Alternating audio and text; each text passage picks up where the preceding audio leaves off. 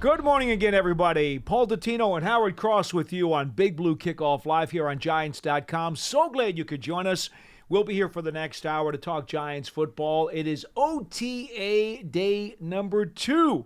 Ooh. And, of course, after this program is over, we'll send it over to the archive. So if you didn't catch us live, you can catch us on Giants.com/podcasts and all of your favorite podcast platforms everywhere.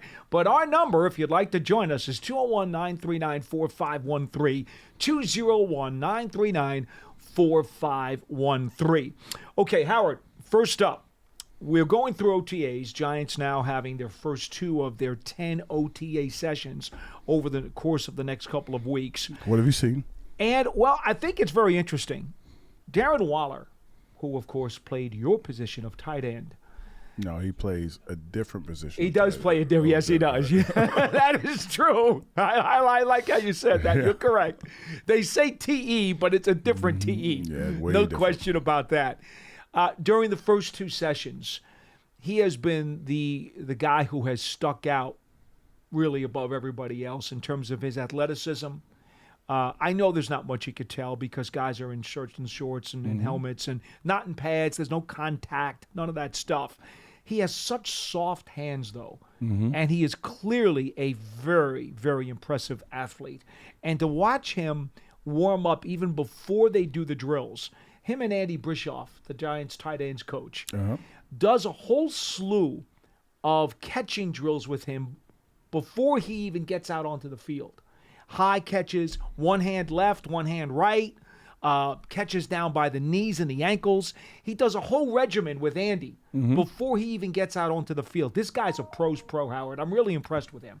Yeah, I mean, that's the normal tight end warm-up, though. Just so you know, we did that for years. I saw you on the jugs gun all the time. You were heavy-duty with that. We start out right hand high, right hand low, left hand high, left hand low, turn right, turn left, over right shoulder, over left shoulder, down by your knees right, down by your knees left. That's, just getting used to seeing the ball coming at you at different angles. The difference is that when you start bouncing and moving, we used to have Coach Pope used to do things like he was like a diabolical, crazy person. He would put us in the shed and close the door and say, ball, and open the door. Shoot the ball at us. So, yeah, tight ends do a lot of weird things. Mike was unique. He was very unique. Great guy, very unique. Great storyteller. Absolutely. Had an incredible sense of humor, Mike Pope. I hope he's doing well. I know he had a lot of health problems for a lot of years. God bless him for sure. But, but the interesting thing about the rest of the tight end group is that, they do their other stuff. But here's Waller on his own doing extra work with Andy. I guess that's what impresses me so much. Because, Howard, he's been in the league for a while. He's had a couple of 1,000-yard Pro Bowl seasons. Maybe he feels coming to a new team after the trade gives him a renewed sense of having something to prove. I don't know, but I'm just telling you at the moment, a first impression, he's making a really good one. Well, some guys, that's what they do. Some of the guys, it's like a warm-up in basketball. You have a routine you like to go through, and if that's his routine, he wants to keep with it. And like some of the guys that are watching him, if it's me and I'm watching this guy come in that's known as a receiver more than a tight end, and he's catching a lot of balls, I'm getting in line with him, see if I can get a couple extra catches. Hey, coach, don't forget about me. But it's going to be interesting to see how all the other tight ends kind of figure that out as they go along. So he's here for a specific reason, to catch the ball, to be that intermediate threat, to be the red zone threat. If he stays healthy, he'll catch a lot of passes and be a big-time receiver in this offense. It's interesting that you mention about guys watching him or kind of latching on to him. Lawrence Cager seems to be somebody who's paying a lot of attention to what Waller's doing. Yeah, Lawrence Cager is the same person, just the fast, tall, lanky, can run good routes and can catch the ball. So again, realize where you are in the pecking order and try to fit in. Get in where you fit in, because if he's not healthy, somebody else has to do it. Now, generically speaking, we can't get into details about what they're doing out there, but I can give you something generic, and Howard, I'd like you to comment on it. We saw last year that the Giants were very, very much emphasizing to each of their wide receivers, we want you to learn all 3 positions. Back in the day, there were a lot of times where, hey, you're an X, you're a Y, you're a Z, and there was a lot of times where guys didn't cross over. They pretty much knew they were going to be that receiver. That's not the way Dable and Kafka run it.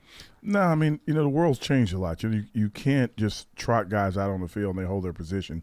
You can trot 11 personnel out, and when they line up, you're like, wait a minute, that's not 11 personnel. Somebody's like a receiver, like Debo at San Francisco's in the backfield, and it just messes the team up. It's 11 personnel. They change their defense to match your personnel, and all of a sudden, guys are not in the position they're looking for. It's the same thing with the receivers on the outside. If you get a guy that's like predominantly a slot guy, and all of a sudden he's outside, you trying to figure out, like, do we move somebody out? What do we do to do it? So they're mixing up their positions on the field. They're making them learn everything so that there's no drop off if someone gets hurt. There's no drop off if we call a personnel, and while they call a personnel that runs into the game, you can call a play that's for another personnel and they can still do it. Yeah, we talk about Wink Martindale, and he likes to call his defense a positionless defense. I like to call it the kaleidoscope defense because of all the different variations that he can pull up at any moment. I'm seeing that more so even now than I did last year when the Giants were working out in the offseason on offense. We're seeing receivers lining up all over the place. There's no one spot. We're seeing running backs lining up all over the place. We're seeing tight ends line up all over the place. It's almost like outside of the running back who's going to be in the backfield for a standard running play, any one of those skill position guys can be in almost any spot on the field. Yeah, you see that a lot with Kansas City. You see that a lot in Buffalo. You see it a lot, with a lot of the teams that have great skill position guys. They're versatile. They do a lot of different things. You see Devontae Smith, which is a classic guy who's 6'1", 175 pounds. You don't expect him to be on the outside, being the dominant receiver on the outside. You don't expect him to be at the slot. You expect him to be on the far away from the quarterback, where it's just him and a DB. They move him all over the field, trying to make sure that you create the correct matchup, and that's what this team is doing right now in these OTAs. They're getting these guys prepared for, hey, look, we want you to be able to do everything. The more you can do, the more playing time you're going to get, and the more playing time you're going to get, the more productive you're going to be. All right, Howard, I want you to address something that we've been talking about on the show, and then I'll get to the spots and get to your calls. I know we got some people on hold. Yep. 201-939-4513. I want to try to get to as many calls as we can during this hour. We didn't get to a lot yesterday. We've had people talk about this, the attendance at the off-season program. You've addressed this with us, I believe, on one of the shows as well. Back in the day, Parcells used to, and I don't know if you had one of these clauses, the off-season attendance clause where, like, if you attended, let's say, 80% of the off-season days, you got an incentive in your contract, you got a bonus. I don't know if you ever had that in your deal. It's a new era. Back in the day, guys used to have that, though. Back in the day, they didn't really have that. And the reason why they didn't have that, because if you didn't show up, they would just cut you. No. No, I get what you mean. No, I'm serious. No. The incentive thing came when, you have guys that are quote unquote on the last year of their deal, and they can sign an extension. So you want them there in the workouts. If you get them there in the workouts, there's an incentive clause to get them to show up, even though they may not have their contract yet. So they'll come to get that money and to get that work in, because it's an incentive to do it. It's harder now because of the movement of players to get them to show up all year round. And it just is. The guys you have personal quarterback coaches. You have personal receiving coaches. Well, yes. You have personal trainers, personal trainers. O-line coaches and D-line coaches, and people are training you to do things. The independent schools. Yeah, but the independent school does not teach you the team skill or the team schemes. So it's more important to get the guys, hey, look, I'm glad you can run a 4.4. I'm glad you can make these great catches.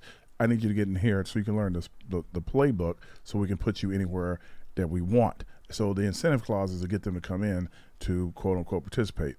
Case in point, to let you know why the incentive clause is important. Some of these guys could be taking a dark retreat, like Aaron Rodgers. So if you don't want somebody to take a dark, they didn't have to worry about you. So you never had those clauses, Howard, because you were good. Yeah, you showed up. Like again, it's a different mentality. Like it's a game, and I think that America should know it's a game. It's a job, but it's a game. If you enjoy playing the game, you show up. When it gets more about the dollars and cents of the game, it's harder to get people to do things because they're focusing on the dollars and cents. Even though they want to play, they do want to make sure they get paid too.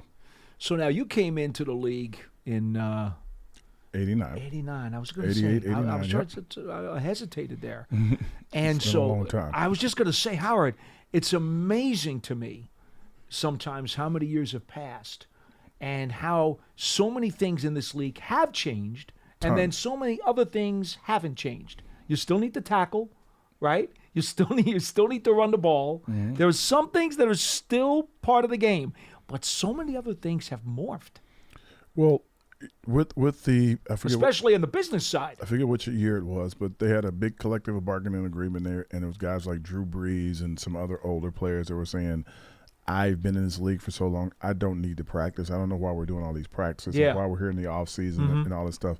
That was the invent of the, I need to pay you an incentive to show up, because these guys were saying we don't really need to show up Exactly. because we can already do these things. The problem with it, whether the league realized it or didn't realize it, they're paying to get them here. But the problem with it is that young guys need a lot of attention. Young guys need, even if you come from Alabama, Georgia, Ohio State, and you had great programs, you still need a lot of attention. When you're in college, you have no choice. They tell you to show up, you show up. That's true. And NFL is like, you mean this is an optional thing? And guys, when they hear it's optional, they choose to take the option, some of them, and not show up. I remember when Dalvin Tomlinson came here out of Alabama, and I remember saying to him, you played for Saban. And he goes, yeah, and it was a lot harder than it is to play here. Because Saban's deal down with the Crimson Tide was an absolute hellhole. Nah, he worked those guys. It's called the process. It's called the program. Stay within the process, right? You show up, you work hard, you work not only to be a great player, but a great person, a great leader, a great student. You're trying to do all these different things. And he goes, and the theory behind it is you're not great at one thing. And that's the thing that I tell young kids all the time. Don't be great at one thing. Be great at everything you do. Yes, sir. No, sir. Yes, ma'am. No, ma'am. You're great at all of it. You're a good person first. Then you're a good student. Then you're a good athlete. Then you're a good teammate. Then you want to be great. There's a step to make to be great. But if you're not good first, you can't ever be great. Roll Tide. Roll Tide. It's right there on the hat. It's process. It's right there. It's process. You got to be a part of it. All right. The Giants Huddle podcast has all the long-form interviews of your favorite Giants coaches, some former players, a whole bunch of other NFL personalities. It is all there on Giants.com/podcast in the archive. Make sure you get a look at it, get a listen to it, and then, of course, also click on the positive review so that we find out how much you like the program and we can keep it around. Also, Giants season tickets will be available for the 2023 season. Single game tickets are also on sale now. Don't miss the Giants at MetLife Stadium this season. Visit Giants.com/tickets to secure your seats. And also, Giants fans, you can take your fandom to the next level with a season ticket membership. Stay connected to the club all year round, not just on game days. Memberships are now available for the 2023 season. To learn more about the exclusive member benefits, visit Giants.com/tickets. Limited inventory is available. And finally, we always remind you that Giants TV is the official Giants connected TV streaming app. Ooh. And it brings you all the original video content and game highlights on demand and direct to Big Blue fans. That's you guys out there. Giants TV is free on Amazon TV, Roku, and Amazon Fire TV, as well as the Giants mobile app. That takes care of all of our business for the day, which means now, folks, you can join in. 201-939-4513. Tom from Stratford, you are first on the program. Hello. Hey, guys. How you doing today? Good to talk to you. Listen, that was a great explanation you gave me yesterday about the voidable years. It really... well, thanks for calling, and I'm glad we didn't confuse you. No, it was really good. But it sounds to me like it's advantageous to always add maybe even more than one voidable year. You can add up to two. The CBA allows you to add up to 2 voidable years. Actually, you know what? I may be wrong on that. Pearson, do me a favor. Check online. I think you'll usually see 1. Sometimes there's 2. Something in the back of my mind, Howard, I don't know if you know the CBA. Something in the back of my mind says you can actually add up to 4. Yeah, I thought Jalen Hurts got 4 avoidable. Yeah, I think he did. But that is a real anomaly. Okay. Oh, hold on. What do you got, Pearson? Come on, Mike, with us. It says a bonus can be prorated over a maximum of 5 seasons. Yeah, but The highest number of void years that can be added to a contract is 5 minus the number of years left on the contract the player is currently on. Okay, so it is variable depending upon what he's got left. Yeah. There you go. So that's right out of the CBA. Pearson, you're the man. Thanks, Pearson. And just one quick thing, too, Paul. I know you've been at the practices. Yes. Are there any of the injured linemen from last year participating in the practice this week? Specifically, I'm thinking about Sean Lemieux, Josh Azudu, and McKitchen. Okay, here's what I can tell you because we are under certain restrictions as to what we're allowed to reveal. I will tell you all 3 of those guys have been out there. What they're doing specifically, I cannot tell you, but they have all been out there on the field. Okay, great. I'm just happy that they're out there. And I know it was voluntary. I was just wondering if they were actually out there. But, hey, listen, thank you very much, and have a great day. Okay. Same with you. Thank you. Same as well, and glad we could answer his questions there. There you go. That one was easy. Most guys, when they're injured, depending on the injury, the OTAs is where they can go get some work in because the workload is not heavy. No contact. No contact. So if the workload is not heavy, you can do as much as it's physically possible without sprinting or doing lifting or quote unquote taking on loads of pushing people around. So if it's a possibility for them to be out there and learn, they'll be there. We go back to the phones at 201-939-4513. Ken from New Jersey is next. And hello, you're on People Who Kick Off Live. Hey, guys, you hear me? Yes, sir. Mm-hmm. Thanks for taking my call. Great Sure. job. Thank you. A quick question. Dexter Lawrence, did his contract add 4 years or 5 years, including his year? Well, let me take a quick look here. I at thought what it we was got. 3. Is it a 3-year extension or a 4-year extension? He was tagged, and then he got the extension. Well, see, what happens is they tag you so they can continue to negotiate with you. His contract runs through the 2027 season. So it's this year and then 4 years after this one. Yeah. Okay? 4 years after this one? Yes, so he runs through 2027. All right, that's cool. All right, let's go back to the lines. David from Michigan, you are next on Big Blue Kickoff Live. Hello. P-Dot. Hey, what's going on? Paulie Walnuts. How you doing, man? I'm well. I hope you are too. I am. Hey, listen, I missed the very beginning, and you may have touched on it. I apologize if that's what you were talking about. But one of the things I was thinking about is, as a guy who played when I was younger, how difficult it's going to be to game plan against the Giants. We know what's coming from the Cowboys. We know what's coming from the Commanders for the most part. We know what to expect from the Eagles based on their personnel, based on what we see. But I think one of the things, I'm still looking for a 10-win, 11-win schedule from this team because even though the schedule is more difficult, I think they're going to have a lot of success early because teams just aren't going to know what's coming at them from who's going to be featured, what they're going to do with all these new weapons.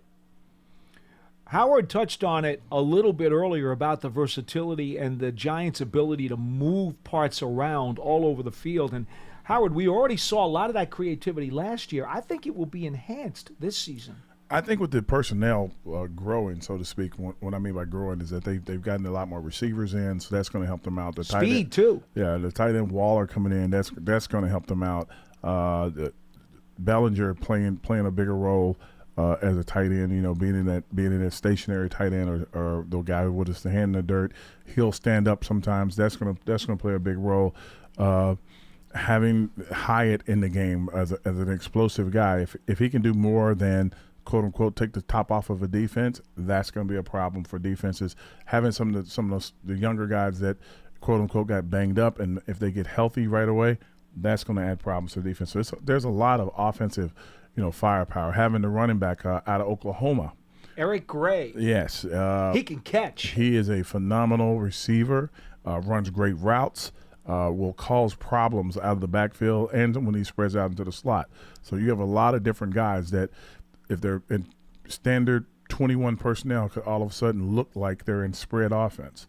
That's going to be just going to be a problem. You know, David, I think last year we saw some of the diversification that Kafka and Dable want to use, but the truth is the receiving corps was banged up.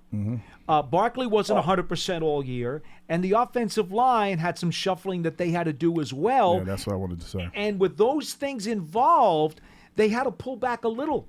Yeah, with Neil coming into his second year, it's going to make the offensive line a little stronger. The center coming in, really brilliant kid, really hard worker.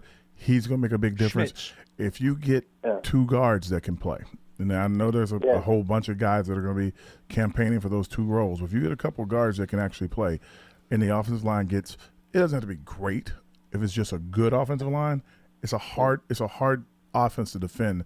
And that's when you look at Kansas City. Hard offense to defend because if you just keep the quarterback upright, you'll have enough guys out there running around that are going to be open. They're going to make plays. Go ahead, David. Well, when I played, I played defense. When I looked at this, when I look at the Giants' offensive, you don't know what to expect coming out of the backfield.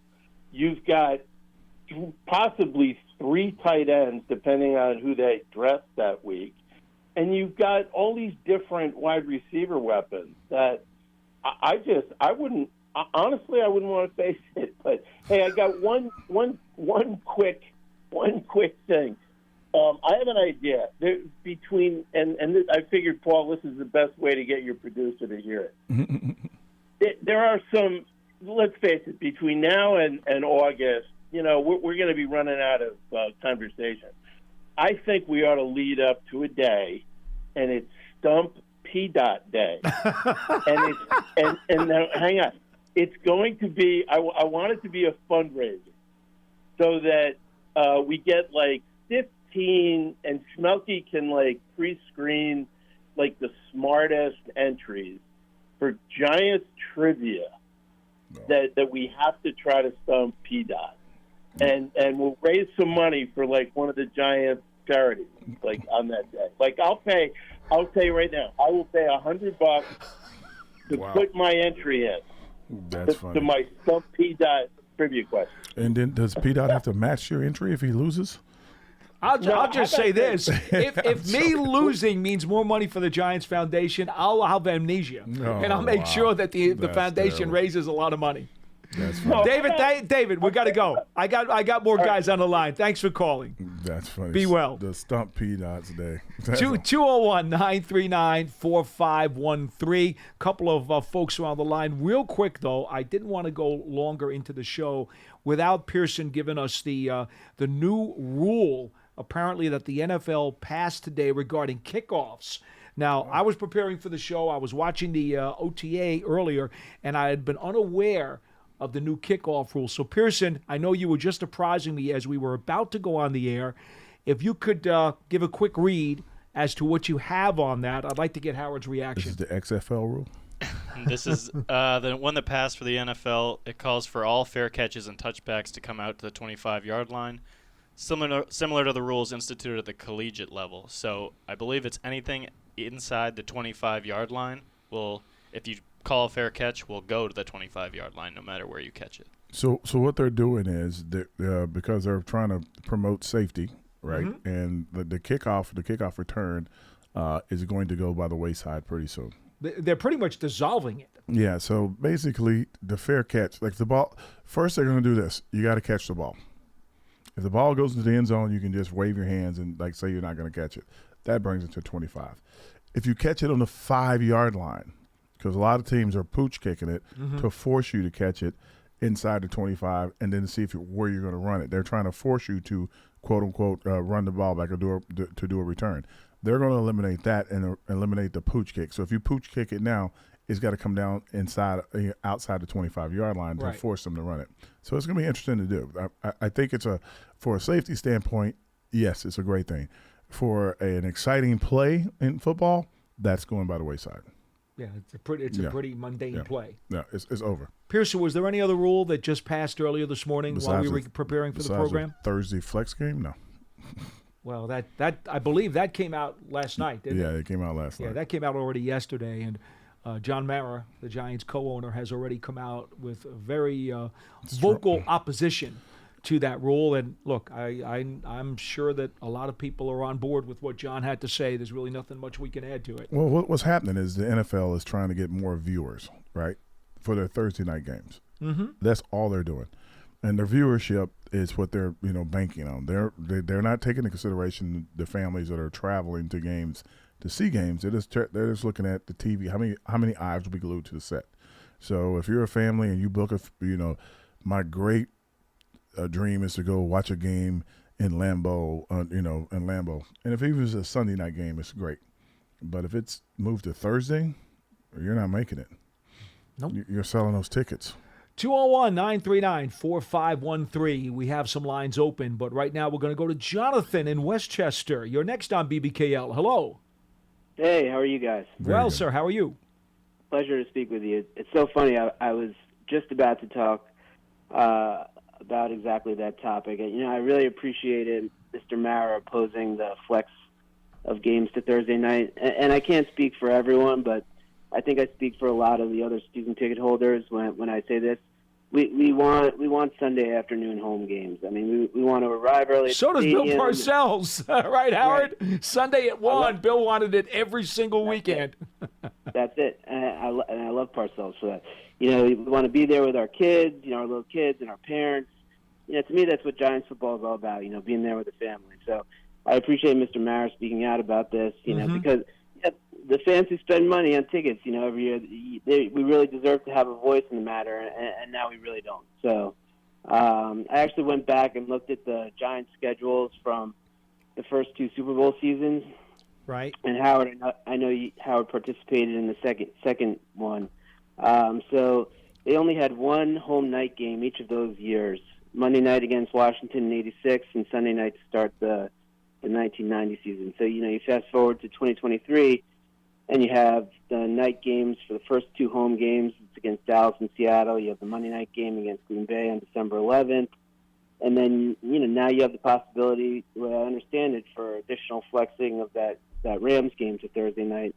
And maybe I'm wrong on this, possibly the Eagles game. So it could easily be half of the home games that, we can't take our little kids to in 23. So, again, kudos to Mr. Mara, even though, the resolution passed. I personally appreciated him opposing it. Well, thank you, Jonathan. Appreciate the phone call, and I'm sure a lot of fans echo those sentiments.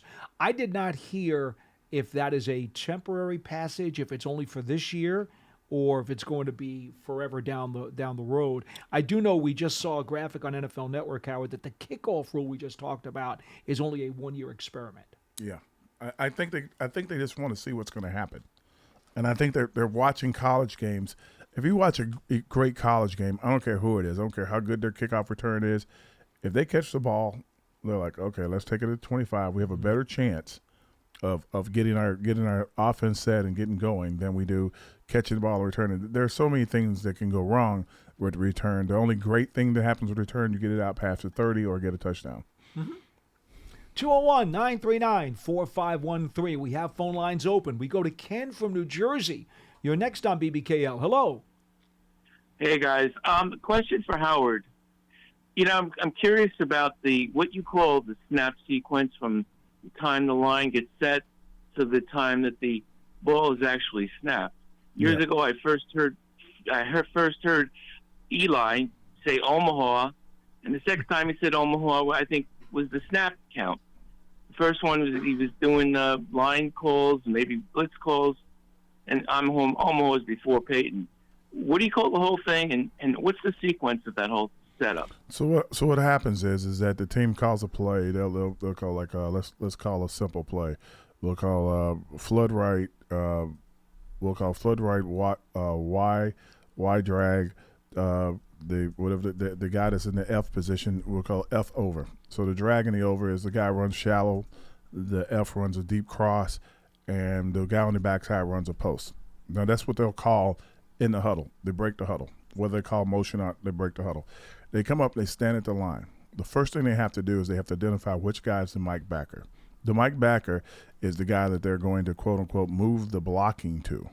So if they're blocking down, the Mike backer will slide the entire defense over. Everybody has a different position almost.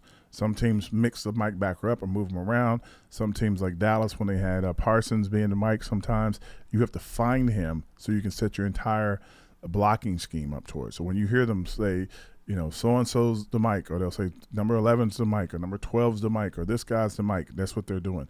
When they say Omaha, they're just saying down, said hut, and then they'll watch the safeties.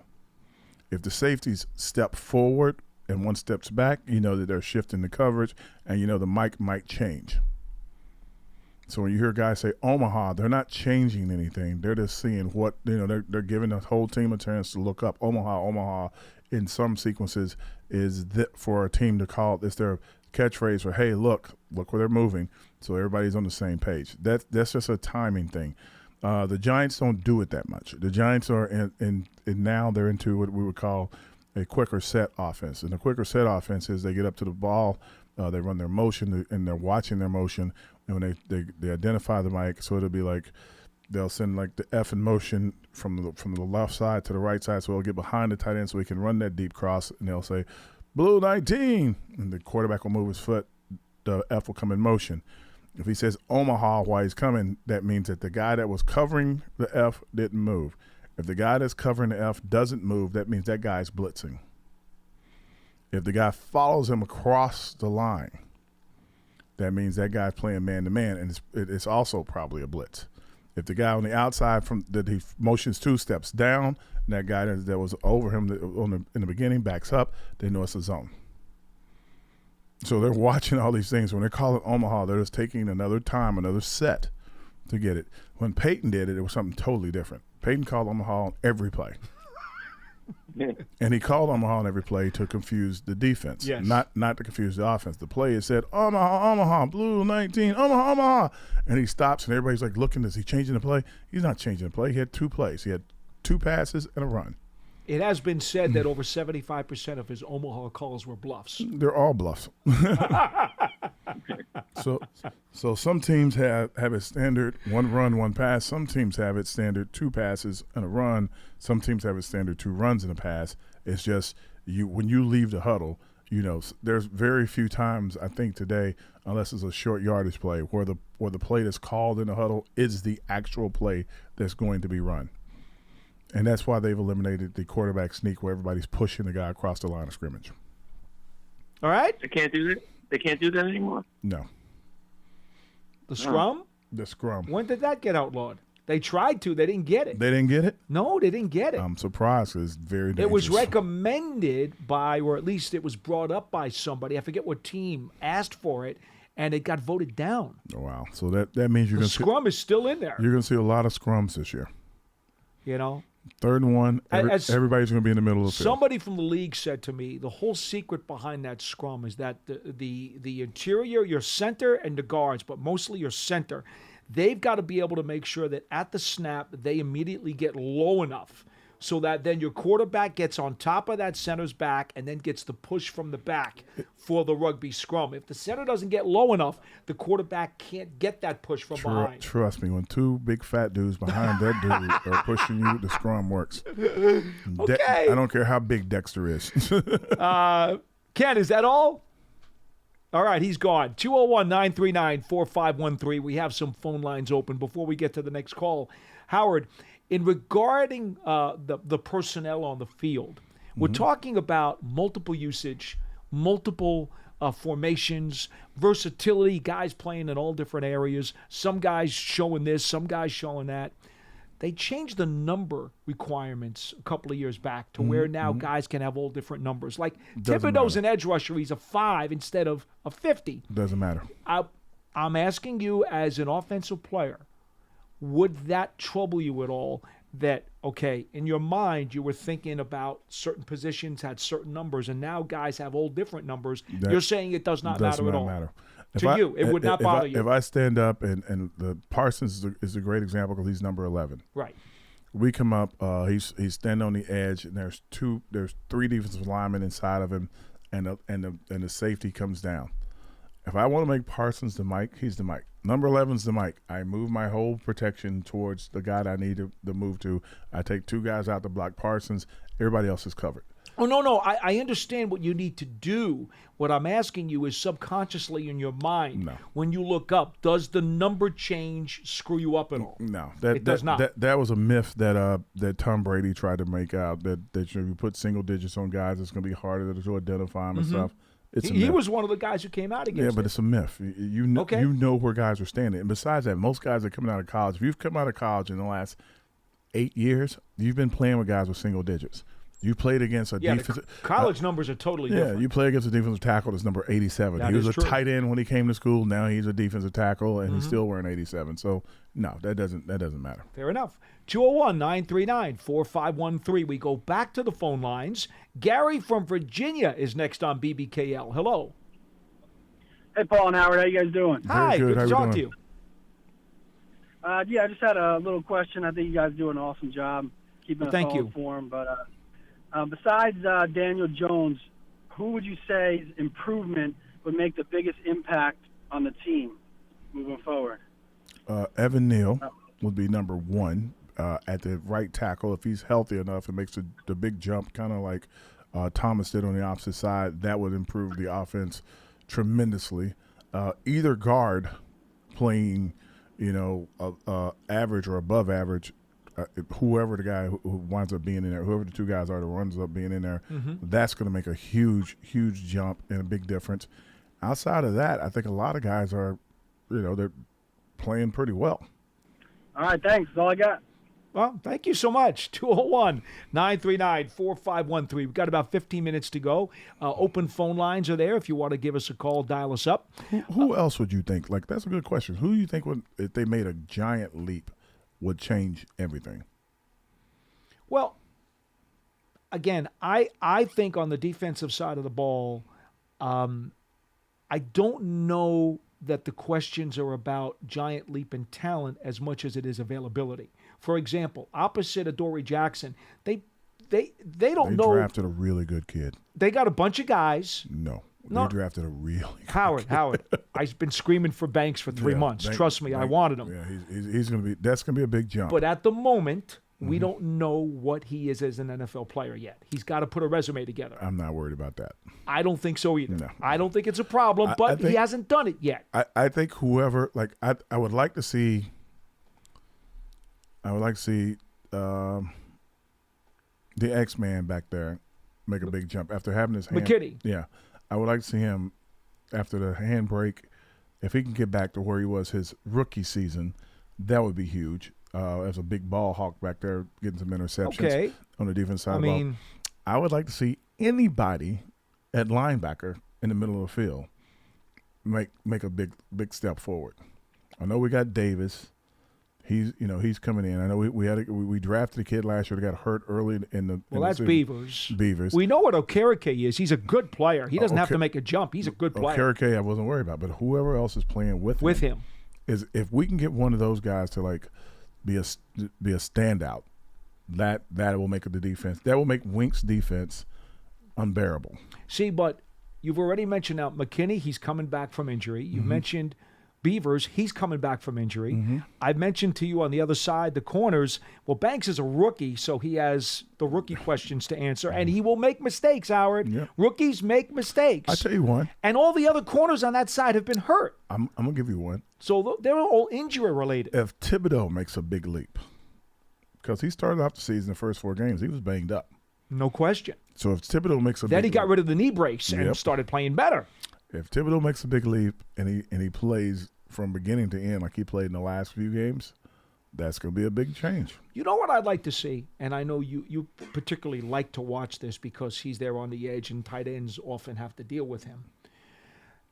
I think he's got to concentrate more on trying to beat holds instead of worrying about getting a flag, because too many times he's upset about guys are holding me, and you know what? The referees don't listen to that. Yeah, they do. Not enough. If he has if his season starts the way it ended, and you hold him, you can just be glancingly holding him. It'd be like trying to hold LeBron James. They'll be throwing flags out of the stadium. That'd be great. Love to see it. That's what happens. Love to see it. But you got to but you have to be getting pressure. You have to be in the backfield constantly, and you have to, even though they got their jerseys taped on their bodies, which is, I still don't understand how they play like that. But if that jersey number changes from a 5 to an 8, then you know that someone's holding them. Yeah, yes, you do. Do you almost have to earn the respect of the refs? You have to do, yeah. Like if you see a really good receiver out and a guy kind of hands him a little bit and the flag comes out automatically, it's because that guy's a really, really good receiver. If you watch the great corners that are still in the league, I can't think of one right now off the top of my head. Ramsey. If you watch Jalen Ramsey, he is all over dudes sometimes. He gets the benefit of the doubt.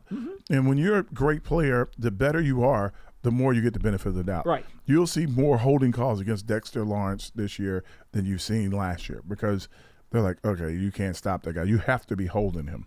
And that's what they're going to start calling. Well, that's what Pearson's talking about in regards to Thibodeau last year. He was a rookie, and there were guys who were going to get away with stuff against him because Thibodeau had not proven or earned the respect or the right to draw those holding calls. Instead, he would just complain about it. And you know what? It is what it is. The referees didn't want to hear about it. Now, either this year they're going to start throwing some flags, and I don't know how much they will, Howard, or he's just going to have to beat those holes. What happens is what the officials are just like players and coaches. They go back and they start watching what happened last year. So they're going to watch Thibodeau getting held a lot. A lot. And they're going to start saying, okay, we got to watch those guys holding number 5. And that's what happens. Like, okay, he probably would have made the player. That's kind of questionable. He did have a little bit more of his jersey than he needed. It's but okay. Well, he was definitely holding him on this play, and they're gonna go. They go back and they review themselves. I play golf with a couple of officials, and I can tell you, they have to go back and review themselves, and they try to get better at their game because again, they make a lot of money. They make a lot of money when they get to the playoffs. No doubt. Officials are trying to get into the playoffs. They want to be on the dream team that calls the Super Bowl. And then when they do well and they make it to that level, is because they're making the right calls. They're not flag happy, but they might go over to the guy that's holding Thibodeau and go say, "Look, you're holding him." And then he goes by again. He goes, "You know you're holding him, right?" "I'm not holding him." "Okay." You go back next time, and on the play that you're not holding him, he hits you with the flag. I said you were holding him. And officials literally do that. I had an official one time tell me, he goes like, "Listen," he goes like, "you're not holding him, but you can't just throw him on the ground." I'm like, "Is he going backwards?" He goes like, "Yeah." I'm like, "Is that a hold?" "Well, not technically." I'm like, "Well, if it's not a hold, then throw the flag if you think it's not a hold. If you think it's a hold, you let me know." I ran over the guy and stepped on him. He reached for the flag. I'm like, so it's just a different mentality. So it's fun to watch guys grow in the league. You build your reputation. Lawrence Taylor had a reputation. Carlos Bank had a reputation. Derek Thomas had a great Michael Strahan. Strahan had a great reputation. Bruce Smith had a reputation. And I don't think anybody ever held Reggie. I mean, it didn't look like they held him. so if they did, they paid for it. You got humped if you tried to hold him. He threw you across the field, tackled the quarterback with you. But so it's like you start to build your reputation, and officials, they keep track of it. Well, and not only do they keep track, they know when that crew gets there and they're going to be working that game, they already have points to watch for. Oh yeah, they have, and the coaches even apprise them of that too. Yeah, they have to watch. They have to. The coaches from both teams send in a representative. They send a representative to tell them ahead of time, this is what you should be looking for. Blah blah blah. And you already know, because we scout the officials. This guy likes to call holding. This guy likes to call pass interference. This guy is not calling anything. Buckle up your chin strap. Tighten up your jersey. Right. You're going to get handled out there. And you know what these guys are going to call. And some guys, believe it or not, don't like certain players. Well, and I think that's funny. They're human too, Howard. Look, I never liked that guy anyway. Flag. So it's very interesting. They try to keep it. They try to keep their emotions out of it, but it's a game. It's fun. 201-939-4513. We've got about 8 minutes left on the program. Lines are open. If you want to get through, this is an opportunity to do so. Paul Dottino and Howard Cross with you on Big Blue Kickoff Live. Howard, they've got, you've gone through 2, so they have 8 more OTAs to go. Then the veteran mini camp, the mandatory veteran mini camp in the middle of June, goes for a couple of days, and then everybody goes on summer vacation. So, there was one more rule change, I believe. Please, go ahead, Pearson. Yesterday, I don't know if we talked about it, but it was the emergency QB, the third. You can dress a third Oh, sure. QB. Yeah. This is something that was in place some years ago, where if your first 2 quarterbacks got hurt, the third quarterback could actually come into the game. Thank you, Brock Purdy. Yeah, right? And so now they brought that back. Now, the third quarterback, the emergency quarterback, will not count against your roster count on game day. But he can only come in if the first 2 quarterbacks get hurt. And then if one of those 2 quarterbacks is deemed eligible to come back and healthy enough to play, he has to go back in the game. Okay. In other words, the third quarterback cannot be a coach's decision. He only is allowed to play under medical situations. So does he get a better check that week if he's now? Is that changed for these guys? What happens? Do not know the economic implications of this. Interesting. I'm curious. Does he get a regular game check or a practice squad check? I don't know the answer to that. Do the inactive guys get the same check as the regular guys? Well, yes. Okay, if they're on the active roster, then it doesn't matter. Then it doesn't matter. Okay. All right. What's interesting about it is if one of the first 2 QBs comes back out of the locker room, that the third QB cannot be playing anymore. Right. Yeah. It's only allowed in a medical situation. You cannot make it a coach's decision. So if that let's say number 1 gets hurt and he's out for the game. Number 2 comes in, sprains an ankle, and he's got to go out for a few series. Number 3 comes in. That was the situation last year with San Francisco. Right. Purdy gets hurt, shoulder, he's done. The backup quarterback gets hurt. There is no third quarterback. They had to bring Brock Purdy in. He can't throw the ball. He can just hand the ball off. Correct. They're not going to do that. And the Eagles took advantage of that big time. I don't blame them. No, it's part of the game. I used to look for you got an injury on your hand. I'm gonna grab your hand the whole game. Now, in the case of the second string guy comes back into the game, and if he should get dinged again, the third string guy, the emergency medical quarterback, if you will, can come back, but it can never be a coach's decision. I think the Giants had that one year. I think Daniel went out. Well, Daniel went out, and then Tyrod Taylor came in. Remember? Yeah, and then Daniel had to come back in. Yeah, he was out there. It was last year. Hobbling. Yeah. It was last year. Yeah. Right. So it's crazy. 201-939-4513. Doug from Glen Falls. You're next on BBKL. Hello. Hello, Doug. Hello, Paul. Yes. Good to talk to you. So we didn't really draft any defensive ends or guys that could challenge Ojulari for pass rushing. Did we pick up any free agents that could possibly do that, or not really? They have the X-Man. They have Johnson is another guy, right? Is he a Well, they have Timon Fox. Yeah, Fox. Who had some flashes last year. Okay. And those 2 guys are the first up. It's Zimenez and Fox. You know who's the third guy that's out there? Well, you have Ellison Smith. Jimenez. I'm talking about anybody new that well, hasn't been on the roster. The kid from Pitt. A lot of people think that he's going to be more of an edge rusher. Baldonado, number 45 is the number he's been given right now, and they are listing him as an outside linebacker. But you can see this. Yeah, it's Isn't he kind of big though for an outside linebacker? Yeah, to me, he's about 260 pounds, and to me, he was more of a down lineman in college. Right. But they're listing him right now officially on the roster as an outside linebacker. So we'll see. They'll try to figure out. He's definitely an outside linebacker. He's 6'5", 260. 260. He's a 260. They're calling him an outside linebacker. In this defense, they're basically rush ends. It's a 3-4 defense. You have the 3 big guys in the middle and the 2 kind of like they play linebacker a little bit. They do drop back every once in a while, but their primary job is to rush the passer. But I don't expect he's going to pass Zimenez or Fox on the depth chart. I wouldn't think so. In fact, right now he's an undrafted rookie free agent, so he's got a hill to climb. But you never know. No, you never do know. You never do know. Is that all? Yeah, that's it today, All right. Paul. Yeah. Thank you so much. I see him a little bit more of a Hottie Ward type of guy than I see him as a Fox or a Zimenez. So why didn't he get drafted? What did he run the 40 in? Was he not?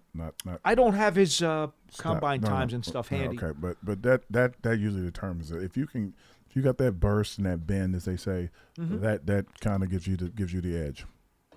201-939-4513. One more caller on the line. Just pull him right up, Pearson. We'll say hello. And you're next on BBKL. In fact, you'll be the final call of the day. Hello? Hello? Yes, you're on the show. I'm sorry, who's this? Oh, how you doing? Hey, what's your name? Where you calling from? It's Sean from Maryland. I didn't get any pretext. No, I bypassed Pearson on this one. It's okay. I wanted to talk to you guys about the you guys mentioned holding from Thibodeau and how he can improve. Now, I'm sorry, I'm just working out. So I'm a referee for football and been doing it for a couple of years. And just to make it clear, whenever you see a holding, like for example, you're talking about an O-lineman versus Thibodeau, when there's a defender who's rushing like Thibodeau is, and he comes in contact with, let's say, a tackle or whatever, and their bodies are close to each other, like the actual chest, stomach area, so on and so forth, it's a lot harder to see the actual hold, whereas if Thibodeau was to get separation from the O-lineman to the point where the O-lineman has no choice but to reach out and try to grab him, and that's a lot easier, more obvious holding call to call. Because nowadays, I agree, but here's why that's an issue, and they draft guys with really, really long arms. Mm-hmm. So when a guy takes a shoulder or takes a side, and he's a rusher, with your 75 to 80-inch reach, you reach out with your arm and you're in front of him. Now, the determination is reaching out holding him now, or is it because he's still kind of in front of him, but his arm's in front of his body? Is that holding? So that's where Thibodeau's going to have to figure out how to do it. And the only way to do it is the arm over. If you reach arm under, all he does is choke you out and get a choke slam like the Undertaker or something. But if you reach over him, it looks more like a holding. And just for clarification on Thibodeau, his arm length measurement was 33 1/4. And what they'll always tell you is that in the NFL, they like their tackles to have 34-inch arms because that gives them an advantage to make the first contact. 34 or better, yep. Okay? Yep. Thibodeau's a speed rusher. That's what he does. Yeah, and watching the game, I'm like, he's clearly holding. I don't know why they're calling it. And nowadays, even from the high school level, everything is recorded. And trust me, when these referees don't call the obvious calls, because you don't want to be, flag happy, slowing down the game. Nope. But if it's an obvious call, it's like, come on, man, you didn't call that. Trust me, the referees, they get in trouble, and they do film study, especially at the NFL level, to the point where you don't want to be that guy who's just screwing up the game, So trust me, there's a lot of heated arguments and debates and all kind of stuff going on behind the scenes. But, I just wanted to share that with you guys. I appreciate you guys. Thank you so much for the call. My son goes through it all the time as a nose tackle, D tackle. When he comes through the line of scrimmage, guys have got their hands on him. He goes, I don't know what to do. They're holding me. I'm like, flail like they're choking you out. Swing your arms and turn around and look at the official like, what am I supposed to do? And the official will be like, I'm watching him. And just keep doing it every time. But you can't ever stop. Right. That's the thing with a defensive player, a defensive lineman, is you can't stop and raise your hands. It's like he's holding me. You got to go all the way past the quarterback, run backwards with him holding your shirt, the whole 9 yards. You got to be doing everything you can, like someone's trying to drown you to get away from him. The enhancement, as they say. You just like LeBron James. I saw somebody bump him the other night. He fell into the second row. It was embarrassing. I'm like, he didn't even touch him. That dude gonna get an Oscar. That'll do it for this edition of Big Blue Kickoff Live. We invite you to always, every weekday from 1:30 p.m., actually 12:30 p.m. to 1:30 in the afternoon Eastern Time. We're here for 1 hour to talk Giants football. Jot down the number 201-939-4513. And remember, if you don't listen to the show live, you can always catch up to it on the archive at giants.com/podcasts and your favorite podcast platforms everywhere. For Super Bowl champion Howard Cross, I'm Paul Dottino. We'll talk to you next time.